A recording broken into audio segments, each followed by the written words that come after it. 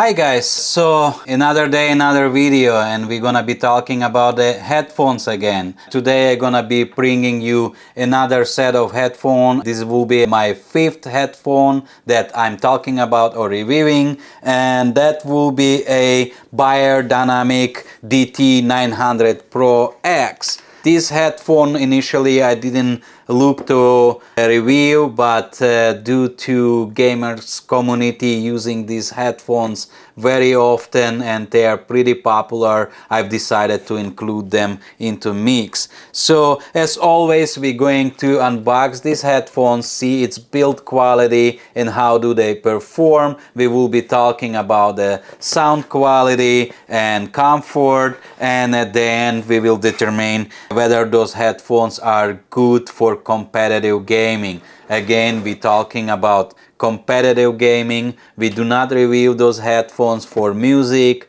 or a video viewing. We mostly focused on competitive gaming. So without further ado, let's go ahead and unpack these headphones.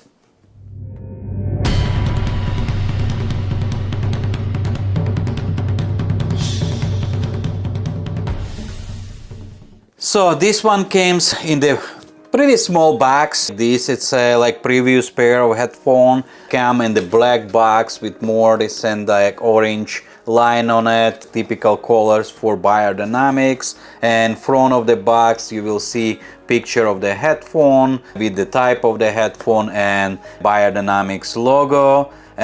On another side there is nothing, like just some stickers with SKU number and stuff, so nothing special. The box is light and small, so let's open up and see what inside. Once we open the box, we will see the headphones are there and the manual is right in here. Here is the manual for the headphones, and basically there is nothing special, very simple for this price range. This headphone retail for $250 on Amazon, and I will include the link in the descriptions if you would like to purchase those headphones. In the box we will see there is actual headphones. Here they are. They are well known in gaming community, a lot of people really using them. I did not plan to include them, but just because a lot of people using them, I decided to include them in my series. Also in the box there is little pouch for those headphones, not like previous one, the hard shell traveling case, but it's just regular pouch like this.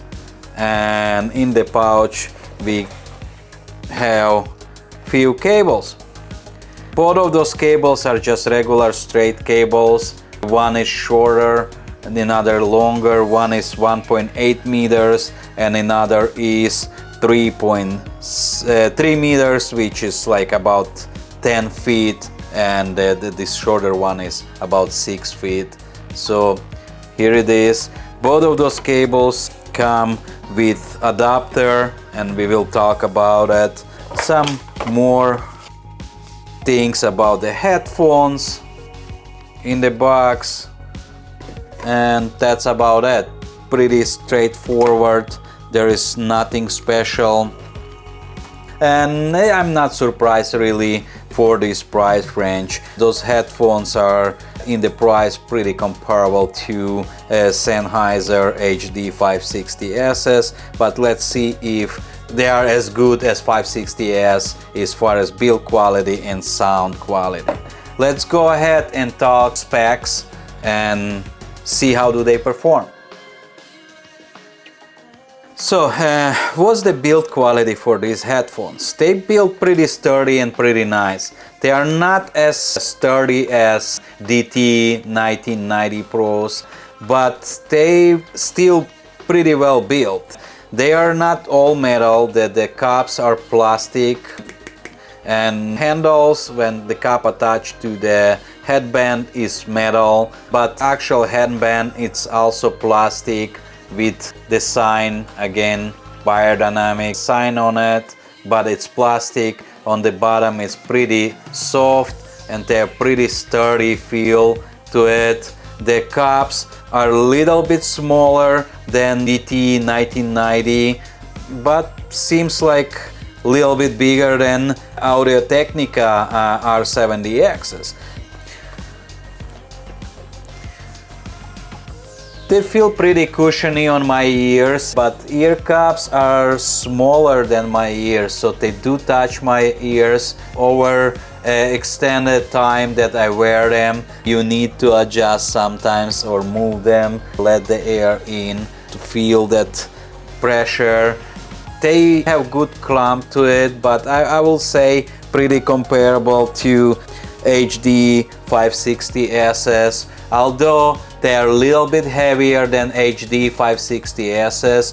These headphones weigh 345 grams, which HD 560Ss weighed around 280 grams. Not significant difference, but it is a difference in weight. With 560Ss I had little discomfort, even though it didn't really touch my ears, but the cushion or ear pod was a little bit thinner, so my ear did touch inside of the headphones. On the other hand, this one, the cushion is pretty thick and soft, even though it's touching my ears, but still feels pretty comfortable. Those headphones also come with two cables, how I said. They are all unbalanced cables. One is shorter, one is longer. They both have mini XLR connector connect to the headphones. These headphones have only one-sided connection, not like other headphones have two. This one have only one. Both cables are just regular straight cables, only the difference is one is longer, one is shorter. On each cable they did include 1/4-inch adapter, which you can unscrew. An actual cable come with 3.5mm connector. Yeah, it's pretty nice, and in this price range it's super nice too, and that the fact that they give two cables, it's pretty nice addition. Other people suggested that you can replace the ear cups with aftermarket and make them a little bit bigger so it fit on your ears a little bit better. How do they compare with the sound quality? They sound pretty nice and basically pretty colorful and alive. They pushing pretty loud sound for them to be only $250, but I think that's because their impedance is only 48 ohms, so basically you nearly can drive those headphones with anything you have and they will sound still pretty good. Frequency response on these headphones is from 5 to 40,000 Hertz. Sound pressure level is 100 decibel. I prefer for headphones to be slightly above 100 decibel sound, but I still didn't hear any distortion from them or anything. They sound a little bit bassy. They do have added that bass to it. Typical Beyerdynamic sound pushing forward the tribes, which some people dislike that.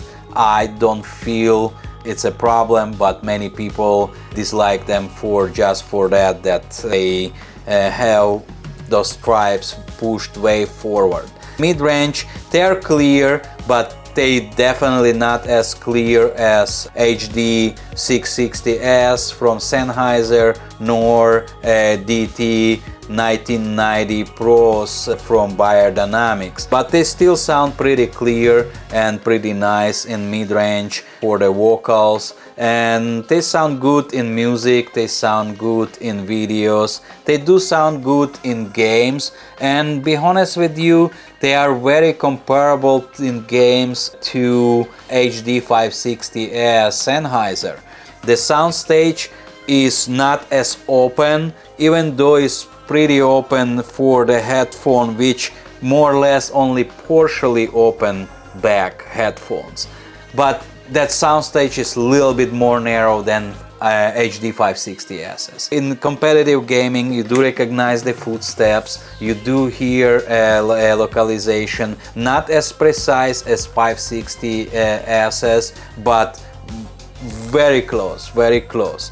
So what do I think about those headphones? That will be a consideration between HD 560s and this pair. If you like the stripes be pushed a little bit forward and a little bit more low frequencies, more bass, choose these headphones.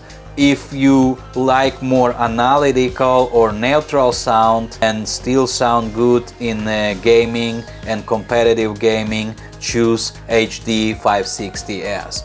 But they are both super comparable headphones. They both perform similarly. These headphones, it's much easier to drive because 560s are 120 ohms impedance, this one only 48 ohms impedance. So this concludes this short video about these headphones. If you have a questions, please leave a comment below. If you like this video, please give me a thumbs up. If you want to see more content like this from me, please subscribe. It will help my channel and it will help me to grow and bring you more content like this about the headphones, audio interfaces, computers and gamers. And thank you very much guys. As always, I appreciate you all and I'll see you next time.